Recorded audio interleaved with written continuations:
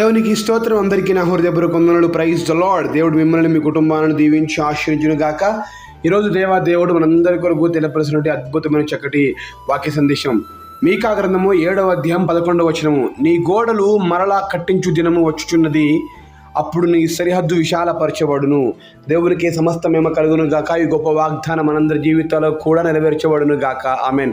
ప్రియ దేవుని బిడ్డలారా, మీకా గ్రంథం నుంచి దేవుడు మనతో మాట్లాడుతూ ఉన్నాడు.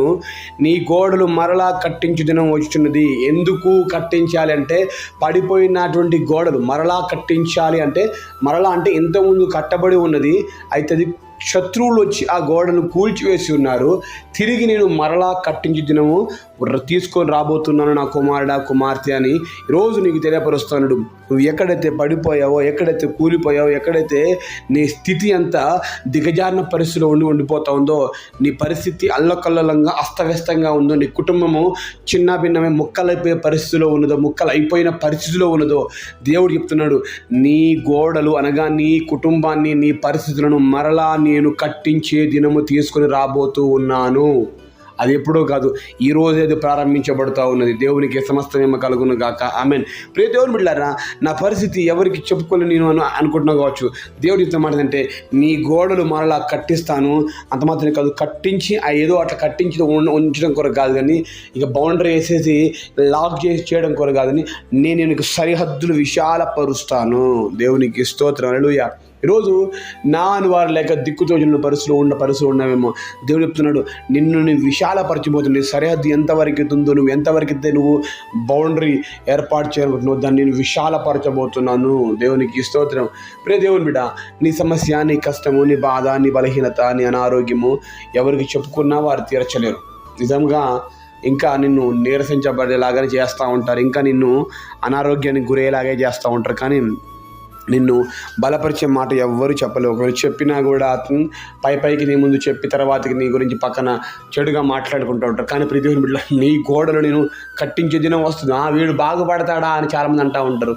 వీడు బాగుపడితే మేము చూస్తాంలే అనేవాళ్ళు ఉంటా ఉంటారు. కానీ దేవుడు చెప్తున్నారు, ఆ దినం వచ్చుచున్నది, కమింగ్, అది చాలా దగ్గరలో ఉన్నది నా బిడ్డ, బాధపడవు. అప్పుడు నీ సరిహద్దులు విశాలపరచబడు. ఎప్పుడైతే నీకు ఆ డే వస్తుందో, ఆ రోజు ఎప్పుడైతే నువ్వు బాగుపడే రోజు ఎప్పుడైతే వస్తుందో, అది అప్పటి నుంచి నువ్వు విశాలపరచబడబోతున్నావు. ఆమెన్. చూడండి, వస్తుంది అని మనుషులు చెప్తారు, కానీ దేవుడు చెప్తున్నాడు, నేను దాన్ని తీసుకొని రాబోతున్నాను. నీ కుటుంబాన్ని బలపరచడానికి, నిన్ను లేవనెత్తడానికి, నేను ఆశించడానికి, నీ పరిస్థితులు చక్కదిద్దడానికి నేను తీసుకొని రాబోతున్నాను.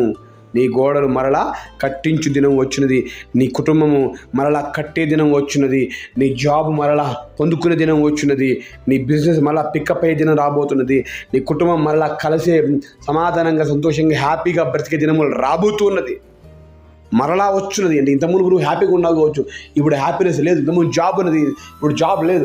ఇంతకుముందు నువ్వు ఫైనాన్షియల్గా అన్ని రకాలుగా బాగా ఉన్నావు, ఇప్పుడు అది లేదు. దేవుడు చెప్తున్నాడు, తిరిగి మరలా నేను నీకు ఇవ్వబోతున్నాను, సమృద్ధిని ఇవ్వబోతున్నాను, కుటుంబంలో సమాధానం ఇవ్వబోతున్నాను, నీకు జాబ్ ఇవ్వబోతున్నాను, నీ కుటుంబాన్ని కట్టబోతున్నాను.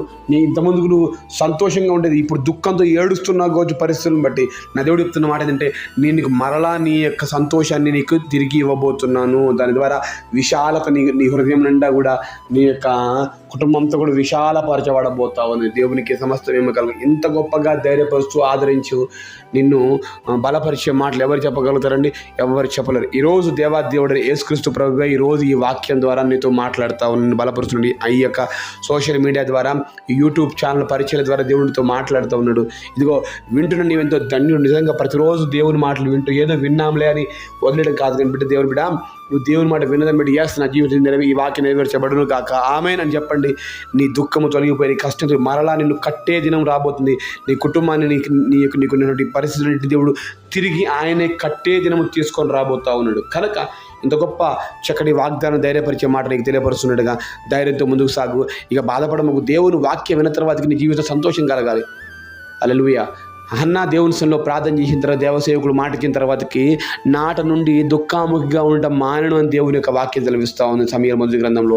ప్రతిదేవుని బిడ్డ, ఈరోజు దేవుని మాట వింటున్నావు కదా, విన్న తర్వాత నీ జీవితంలో ఇక కూడా నాకు దుఃఖం ఉంది, బాధ ఉంది, ఏడుస్తూ కూర్చోకూడదండి. నాట నుండి అనగా ఈ వాక్యం విన్న దినము నుండి, ఈ క్షణము నుండి నీ జీవితం మార్చబడిందని నువ్వు సంతోషంగా జీవించు. ఖచ్చితంగా ఈ వాగ్దానం నువ్వు సొంతం చేసుకోగలుగుతావు. దేవునికి స్తోత్రం.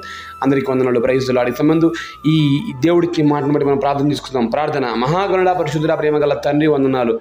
మీరు ఇచ్చిన గొప్ప మాట బట్టి సూచిస్తున్నాం ప్రభా. విధంగా మా కుటుంబాలను, మా పరిస్థితులను తిరిగి నువ్వు మరలా కట్టించే దేవుడు, మాకున్న సరిహద్దులను విశాలపరిచే దేవుడు తండ్రి.